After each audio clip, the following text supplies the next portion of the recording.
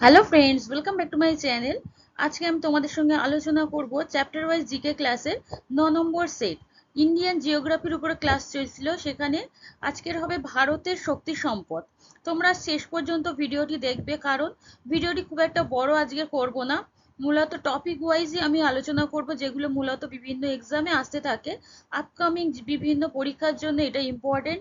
সামনে রয়েছে PSC food SI, clerk, miscellaneous, এছাড়া অন্যান্য অনেক পরীক্ষার বিজ্ঞপ্তি বেরোনোর কথা আছে। তাই তোমরা এই ভিডিওগুলোকে মিস না করে শেষ পর্যন্ত দেখো, এবং যদি ভালো লাগে অবশ্যই পিডিএফটা কালেক্ট করে নিয়ে তোমরা প্র্যাকটিস করতে থাকো। তাহলে শুরু করছি আজকের প্রথম প্রশ্ন। নিম্নের শক্তিগুলির মধ্যে কোনটি অপ্রচলিত শক্তির উদাহরণ নয়? প্রথমে আমি প্রশ্ন বলবো একটি করে, তারপরে সেগুলো নিয়ে ডিসকাস করব। এভাবেই তোমাদের প্রশ্নগুলো এক্সামে আসবে। সৌরশক্তি, জোয়ার ভাটা শক্তি, পারমাণবিক বিদ্যুৎ শক্তি, বায়ু শক্তি। এদের মধ্যে থেকে অপ্রচলিত শক্তির উদাহরণ নয় পারমাণবিক বিদ্যুৎ শক্তি। এটা একটি প্রচলিত শক্তির উদাহরণ। বাকিগুলো দেখো, জোয়ার ভাটা শক্তি, জোয়ার ভাটা শক্তি, সরি, সৌরশক্তি, জোয়ার ভাটা শক্তি, বায়ু শক্তি, এই তিনটে শক্তি অপ্রচলিত শক্তির উদাহরণ। এবার দেখো কোনগুলো কি শক্তি সেগুলো আমাদের একটু আলোচনা করে নিই। ভারতের শক্তি সম্পদের উৎসগুলি যদি আমরা শ্রেণী বিভাগ করি, তাহলে হবে দুটি শক্তি পাওয়া যায়: প্রচলিত শক্তি ও অপ্রচলিত শক্তি। প্রচলিত বা চিরাচরিত শক্তিগুলো কাকে বলা হয়? শক্তি আহরণের জন্য দীর্ঘকাল ধরে যে সকল শক্তির উৎস ব্যবহৃত হচ্ছে ও বর্তমানে যে সকল উৎস থেকে বেশি পরিমাণে বিদ্যুৎ আহরণ করা হচ্ছে তাকে বলা হয় চিরাচরিত শক্তির উৎস। যেমন তাপবিদ্যুৎ, পারমাণবিক বিদ্যুৎ, জলবিদ্যুৎ। এগুলো সম্পর্কিত ডিটেলস আমি আলোচনা করব, একটু ওয়েট করো। অপ্রচলিত বা অচিরাচরিত শক্তি কাকে বলে? প্রচলিত শক্তির বাইরে যে সকল শক্তির ব্যবহার খুব একটা নেই বা খুবই কম তাকে অচিরাচরিত শক্তির উৎস বলা হয়। যেমন সৌরশক্তি, বায়ু শক্তি, ভূতাপ শক্তি, জোয়ার ভাটা শক্তি, সমুদ্র তরঙ্গ শক্তি, জৈব গ্যাস, জীবভর। দেখো, এই যে প্রচলিত শক্তি, এইটা হচ্ছে গচ্ছিত সম্পদ। এগুলোকে বলা হয় গচ্ছিত সম্পদ বা অপুনর্ভব সম্পদ। তাহলে এটা মনে রাখলে। আর এটা হচ্ছে অপ্রচলিত শক্তি হচ্ছে পুনর্ভব সম্পদ। নেক্সট দেখো, ভারতের বিদ্যুৎ শক্তির প্রধান উৎস কোনটি? পারমাণবিক শক্তি, জলবিদ্যুৎ শক্তি, তাপবিদ্যুৎ শক্তি, না বায়ু শক্তি? ভারতের বিদ্যুৎ শক্তির প্রধান উৎস হলো তাপবিদ্যুৎ শক্তি। এবার দেখো, বিদ্যুৎ শক্তি সম্পর্কিত কি কি প্রশ্ন এক্সামে আসতে পারে। পৃথিবীর চিরাচরিত শক্তির মধ্যে বিদ্যুৎ উৎপাদন সবচেয়ে বেশি হয়। তাহলে বিদ্যুৎ উৎপাদন সবচেয়ে বেশি হয়, সেটা কত পার্সেন্টেজ? 97% হচ্ছে বিদ্যুৎ উৎপন্ন হয়। সেগুলো কি কি থেকে উৎপন্ন হয়? এই ধরো, তাপবিদ্যুৎ, জলবিদ্যুৎ, এইগুলো থেকে, ভিন্ন বায়ু শক্তি থেকে ভিন্ন বিদ্যুৎ উৎপন্ন হয়।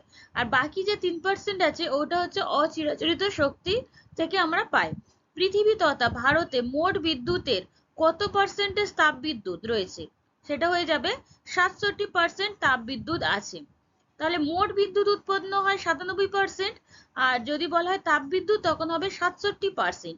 এগুলো তোমরা এই পার্সেন্টেজ গুলো বা কতটা কি উৎপন্ন হয় সেগুলো তোমরা ভালো করে খেয়াল করো। তাপবিদ্যুৎ শক্তির উৎস কি কি? কয়লা, খনিজ তেল, প্রাকৃতিক গ্যাস। কয়লা হয় 57%, খনিজ তেল 1%, প্রাকৃতিক গ্যাস 9%। তাপবিদ্যুৎ শক্তির প্রধান কাঁচামাল কি? দেখো, এই তো তিনটে কাঁচামাল আমরা বা উৎস পেলাম, তার মধ্যে থেকে প্রধান যদি বলা হয় তখন হয়ে যাবে কি? কয়লা। কয়লা থেকে বেশিরভাগ বিদ্যুৎ উৎপন্ন হয়। পৃথিবীর তাপবিদ্যুৎ উৎপাদনে তৃতীয় স্থান অধিকার করেছে ভারত। দেখো, আমাদের ভারত সম্পর্কিত বিভিন্ন প্রশ্ন খুব ভালো করে করতে হবে। তাই ভারতের স্থান বিভিন্ন জায়গায় কততম সেটা আমাদের মনে রাখতে হবে।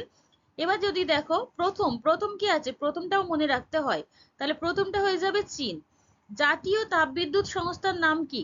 National thermal power corporation limited, অর্থাৎ NTPCL। NTPCL, এটা শর্ট ফর্মেও আসতে পারে, এর ফুল ফর্ম জানতে চাওয়া হতে পারে। তাহলে তোমরা এর ফুল ফর্মটাও ভালো করে দেখে রাখলে। এর সদর দপ্তর কোথায় অবস্থিত? এর সদর দপ্তর অবস্থিত নতুন দিল্লিতে। চলে যাচ্ছি নেক্সট প্রশ্নে। পশ্চিমবঙ্গের বৃহত্তম তাপবিদ্যুৎ কেন্দ্রের নাম কি? বৃহত্তম তাপবিদ্যুৎ কেন্দ্র দুর্গাপুর, ফারাক্কা, সাঁওতালডিহি, না তালচে? এটা হয়ে যাবে, পশ্চিমবঙ্গে যদি বৃহত্তম বলা হয় তাহলে হয়ে যাবে সাঁওতাল। এবার দেখো ভারতের বৃহত্তম তাপবিদ্যুৎ কেন্দ্রের নাম কি? ভারতের যদি বলা হয় তখন হয়ে যাবে ঝাড়খণ্ডের পত্রাদু। এবার এবার দেখো পূর্ব ভারত, উত্তর ভারত, দক্ষিণ ভারত, পশ্চিম ও মধ্য ভারত বিভিন্ন জায়গায় কোথায় কোথায় তাপবিদ্যুৎ কেন্দ্র রয়েছে। এই তাপবিদ্যুৎ কেন্দ্র থেকে প্রশ্ন আসতে পারে। এই যে কোনো তাপবিদ্যুৎ কেন্দ্রের নাম দেবে এবং সেটা কোথায় অবস্থিত সেটাও আসতে পারে। এবার দেখো আরেকটা ইনফরমেশন তোমরা জেনে রাখো, পূর্ব ভারতেই সবচেয়ে বেশি তাপবিদ্যুৎ কেন্দ্র রয়েছে। এবার পূর্ব ভারতের মধ্যে কি কি আছে? ফারাক্কা, হলদিয়া, দুর্গাপুর, সাঁওতালডিহি, ব্যান্ডেল, এগুলো পূর্ব ভারতের মধ্যে রয়েছে কিন্তু পশ্চিমবঙ্গের, এটাও তোমরা মনে রাখলে। পশ্চিমবঙ্গে কি কি রয়েছে? এবার দেখো পশ্চিমবঙ্গের মধ্যে কয়লা ভিত্তিক হলো ফারাক্কা তাপবিদ্যুৎ কেন্দ্রটি। এটা মূলত কয়লার উপরে ভিত্তি করেই তাপবিদ্যুৎ বেশিরভাগ উৎপন্ন হয়। প্রাকৃতিক গ্যাসের উপর ভিত্তি করে হলদিয়াতে বেশি তাপবিদ্যুৎ উৎপন্ন হয়। এছাড়া সাঁওতালডিহি, এটা তো তোমরা দেখলে পশ্চিমবঙ্গের বৃহত্তম তাপবিদ্যুৎ কেন্দ্র। আর রয়েছে ব্যান্ডেল। ঝাড়খণ্ডে রয়েছে পত্রাদু, বোকারো। ওড়িশায় রয়েছে তালচের, মুজফ্ফরপুর, বিহারে রয়েছে। উত্তর ভারতে রয়েছে সিংরৌলি। সিংরৌলি কোথায়? উত্তরপ্রদেশ। পানিপথ আছে হরিয়ানাতে, বদরপুর দিল্লিতে। দক্ষিণ ভারতে রয়েছে কোথায়? নেভেলি, তামিলনাড়ুতে। নেল্লোর অন্ধ্রপ্রদেশ, ব্যাঙ্গালোর রয়েছে কর্ণাটকে। পশ্চিম ও মধ্য ভারতে তাপবিদ্যুৎ কেন্দ্র এইগুলোর কোথায় রয়েছে? সবরমতী, পোরবন্দর, কান্দালা, আমেদাবাদ, গান্ধীনগর, এগুলো রয়েছে কোথায়? গুজরাটে।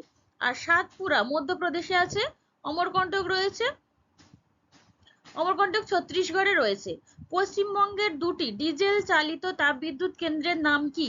দুটি ডিজেল চালিত তাপবিদ্যুৎ কেন্দ্র, তাহলে এই এরকম ভাবেও এক্সামে আসতে পারে। কালিম্পং ও বালুরঘাট। আমি যে সকল প্রশ্ন আসতে পারে প্রত্যেকটি প্রশ্ন তোমাদের সঙ্গে আলোচনা করছি, আর যদি কোনো প্রশ্ন মিস হয়ে যায় তাহলে আমি সেগুলো প্র্যাকটিস সেটের মাধ্যমে তোমাদেরকে প্রোভাইড করব। তোমরা ভালো করে প্রত্যেকটা ভিডিও দেখবে, তোমরা অনেক হেল্প পাবে। পশ্চিমবঙ্গে দুটি গ্যাস টারবাইন চালিত তাপবিদ্যুৎ কেন্দ্রের নাম কি? গ্যাস টারবাইন চালিত তাপবিদ্যুৎ কেন্দ্র যেটা পশ্চিমবঙ্গে রয়েছে মেজিয়া ও বজবজ।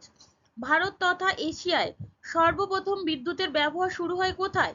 বেঙ্গালুরুতে।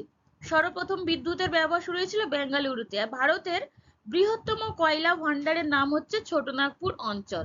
যেহেতু এই শক্তিটা বেশিরভাগ কয়লা ভিত্তিক তাপবিদ্যুৎ কেন্দ্র সব থেকে বেশি, তাই তোমাদের এটা মনে রাখতে হবে কয়লা ভান্ডার হলো ছোটনাগপুর অঞ্চল। নেক্সট প্রশ্ন, জলবিদ্যুৎ উৎপাদনে ভারতের স্থান কত? তৃতীয়, চতুর্থ, পঞ্চম না ষষ্ঠ? জলবিদ্যুৎ উৎপাদনে ভারতের স্থান হলো ষষ্ঠ। এবার দেখো জলবিদ্যুৎ সম্পর্কিত কি কি প্রশ্ন আসতে পারে। পৃথিবীর মোট উৎপাদিত বিদ্যুতের মধ্যে জলবিদ্যুৎ রয়েছে কত? 16%।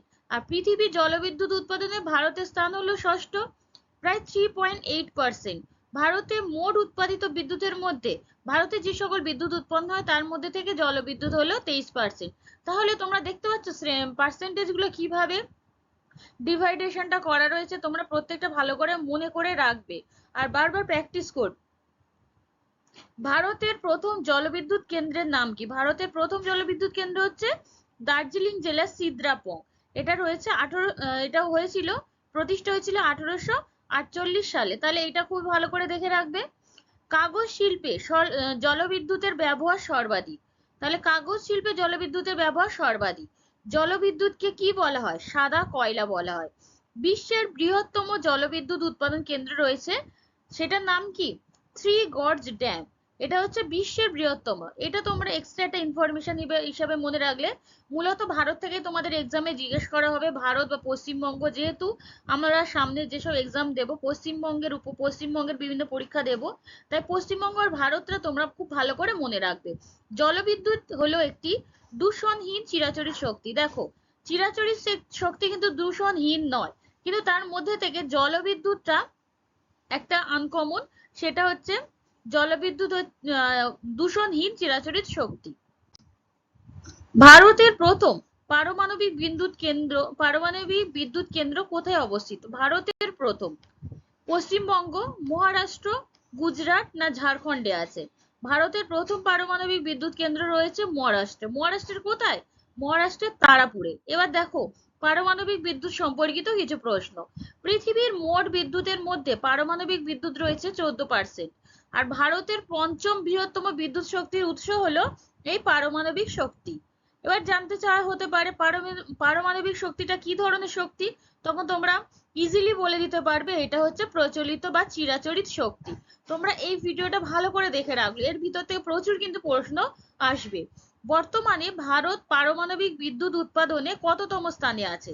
একাদশতম স্থানে আছে বর্তমানে ভারত। তাহলে এটা বর্তমান। এবার যদি বিদ্যুৎ শক্তি উৎস বলে তখন পঞ্চম। এটা দুটোর মধ্যে একটু ভালো করে দেখে রাখবে। ভারতের মোট বিদ্যুতে প্রায় 4% পারমাণবিক বিদ্যুৎ রয়েছে। পারমাণবিক বিদ্যুৎ শক্তির প্রধান উৎস কি? পারমাণবিক বিদ্যুৎ শক্তির প্রধান উৎস হলো ইউরেনিয়াম, থোরিয়াম, বেরিলিয়াম, জার্কোনিয়াম। পারমাণবিক শক্তি উৎপাদনে ভারী জল ব্যবহার করা হয়। এটাও একটা ইম্পর্টেন্ট প্রশ্ন, ভারী জল। এই ভারী জলটা সম্বন্ধিত তোমরা সায়েন্সের ভিডিওটা পেয়ে যাবে। এটা সংকেত কি? D2O, ভারী জল সংকেত D2O। 2032 সালের মধ্যে ভারত 63 মেগাওয়াট বিদ্যুৎ উৎপাদনের লক্ষ্যে পৌঁছানোর একটা টার্গেট রেখেছে। তাহলে এটাও মনে রাখলে, এটা কারেন্টের উপর থেকে প্রশ্ন আসতে পারে। পারমাণবিক বিদ্যুৎ উৎপাদন হয় কোন পদ্ধতিতে? এটা হলো নিউক্লিয়ার ফিশন বা বিভাজন পদ্ধতিতে। আর নিউক্লিয়ার সংযোজন পদ্ধতিতে কি হয়? সেটা হলো সূর্য শক্তি হচ্ছে নিউক্লিয়ার সংযোজন পদ্ধতিতে হয়, অর্থাৎ নিউক্লিয়ার ফিউশন। ইংলিশটাও মনে রাখবে প্লাস বাংলাটাও মনে রাখবে, যে কোনো ভাবে তোমাদের এক্সামে জিজ্ঞেস করতে পারে। পরের প্রশ্ন, তারাপুর পারমাণবিক বিদ্যুৎ কেন্দ্রটি কোথায় অবস্থিত? গুজরাট, তামিলনাড়ু, মহারাষ্ট্র না রাজস্থান? তারাপুর পারমাণবিক বিদ্যুৎ কেন্দ্রটি রয়েছে মহারাষ্ট্রে। এবার দেখো পারমাণবিক বিদ্যুৎ কেন্দ্র সম্পর্কিত কি কি প্রশ্ন আসে। ভারতে মোট 7টি পারমাণবিক বিদ্যুৎ কেন্দ্র রয়েছে। ভারতে প্রথম পারমাণবিক বিদ্যুৎ কেন্দ্র হচ্ছে মহারাষ্ট্রের তারাপুরে। এটা কবে প্রতিষ্ঠা হয়? 1969 সালে। ভারতের বৃহত্তম পারমাণবিক শক্তি উৎপন্ন কেন্দ্র রয়েছে কুদানকুলামে। এটা হচ্ছে ভারতের বৃহত্তম। আর প্রথম যদি বলা হয় সেটা হচ্ছে মহারাষ্ট্রের তারাপুর। তাহলে প্রথম আর বৃহত্তমের মধ্যে একটু ডিফারেন্স আছে, সেটাও মনে রাখলে। কুদানকুলামটা কোথায় অবস্থিত? কুদানকুলামটা রয়েছে তামিলনাড়ুতে।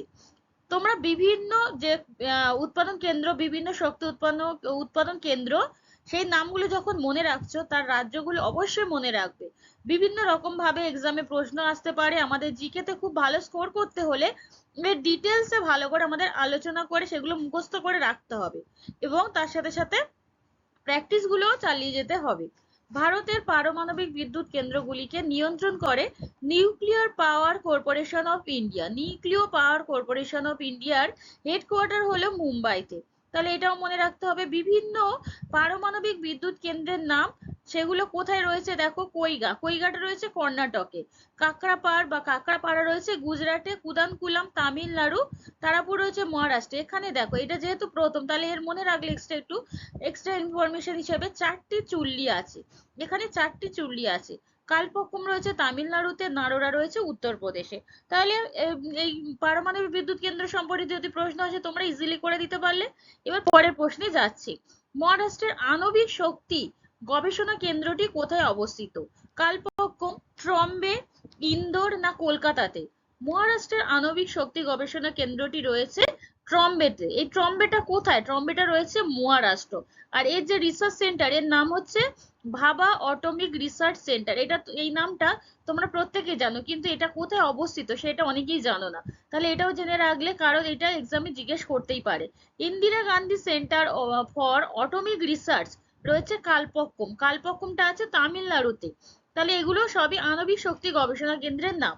সেন্টার ফর অ্যাডভান্স টেকনোলজি ইন্দোরে রয়েছে, ইন্দোর মধ্যপ্রদেশে অবস্থিত।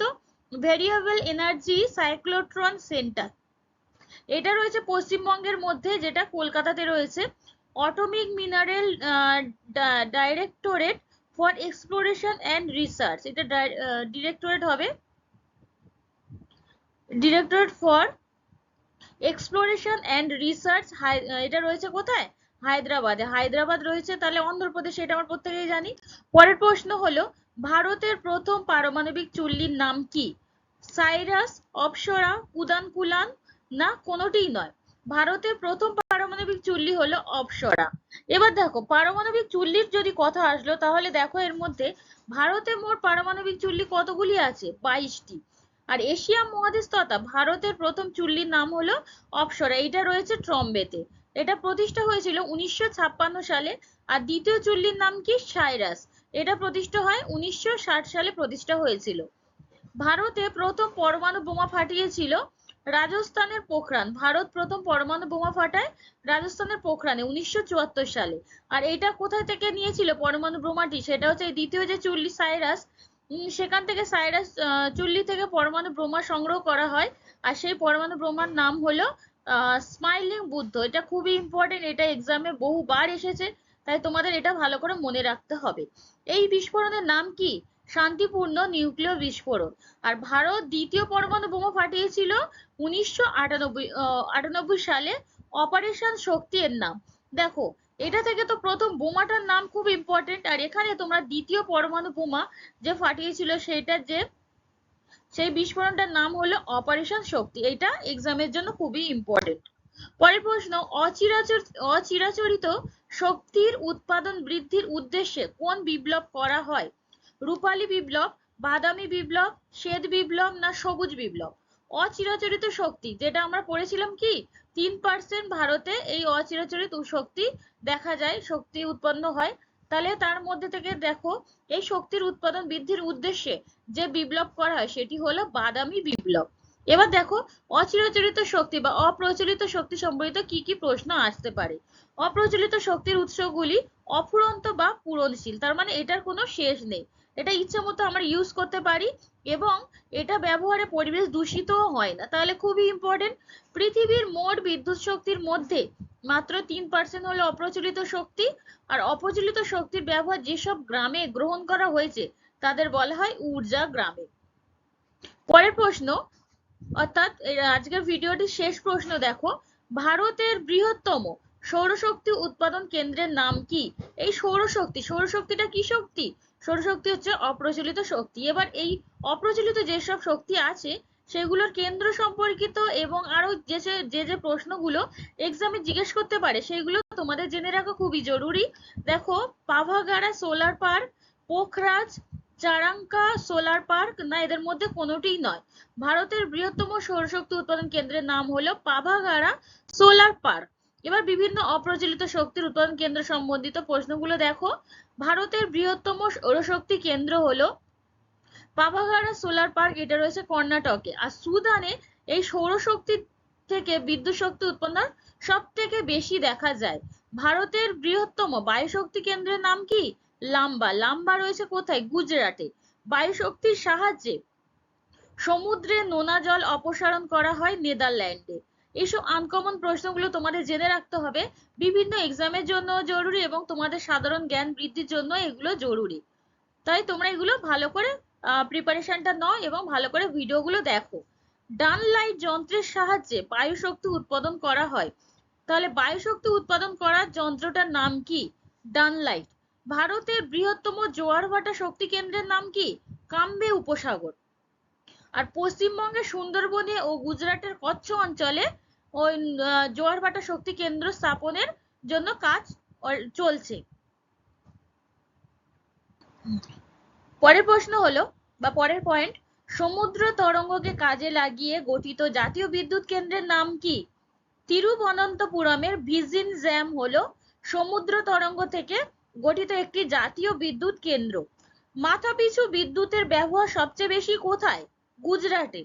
গুজরাটে সব থেকে বেশি বিদ্যুৎ উৎপন্ন করা হয়।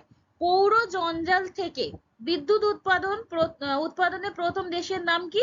সেটা হলো জাপান।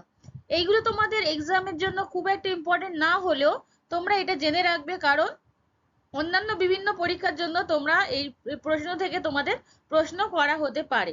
এখন তোমরা ভারত সম্পর্কিত প্রশ্নগুলোই ভালো করে দেখো। ভারতের বৃহত্তম জৈব গ্যাস শক্তি কেন্দ্রের নাম কি? পশ্চিমবঙ্গের সুন্দরবনের গোসাবা হলো ভারতের বৃহত্তম জৈব গ্যাস শক্তি উৎপন্ন কেন্দ্র, যা বিশ্বের সর্বাধিক জৈব গ্যাস কোথায় উৎপন্ন হয়? বিশ্বের সর্বাধিক উৎপন্ন হয় ভারতে। বিশ্বের সর্বাধিক জৈব গ্যাস উৎপন্ন হয় ভারতে। তাহলে আজকের ভিডিওটা এখানেই শেষ করছি। যদি তোমাদের মনে হয় এরকম টপিক ওয়াইজ এবং চ্যাপ্টার ওয়াইজ ক্লাসগুলো তোমাদের আপকামিং এক্সামস এর জন্য খুবই ইম্পর্টেন্ট হচ্ছে, তাহলে অবশ্যই তোমরা সাবস্ক্রাইব করে রাখবে এবং পাশে থাকা বেল আইকনটি প্রেস করে রাখবে যাতে সবার প্রথমে নোটিফিকেশনটি পেয়ে যেতে পারো। আমি গত দুদিন হলো তোমাদের ভিডিওটা প্রোভাইড করতে পারিনি, কিন্তু আজ থেকে আবার রেগুলার করার চেষ্টা করছি। সামনে পূজা আছে, তাই একটু প্রবলেম হচ্ছে। তারপরে আবার রেগুলার আমি তোমাদের যেমন ভাবে ক্লাস প্রোভাইড করি ঠিক তেমন ভাবেই করব। তোমরা কোনো চিন্তা করো না, সামনে পরীক্ষার জন্য আমি অবশ্যই তোমাদেরকে হেল্প করব। তাহলে আজকে ভিডিওটা শেষ করছি। তোমাদেরকে শেষ পর্যন্ত দেখার জন্য অসংখ্য ধন্যবাদ জানাই।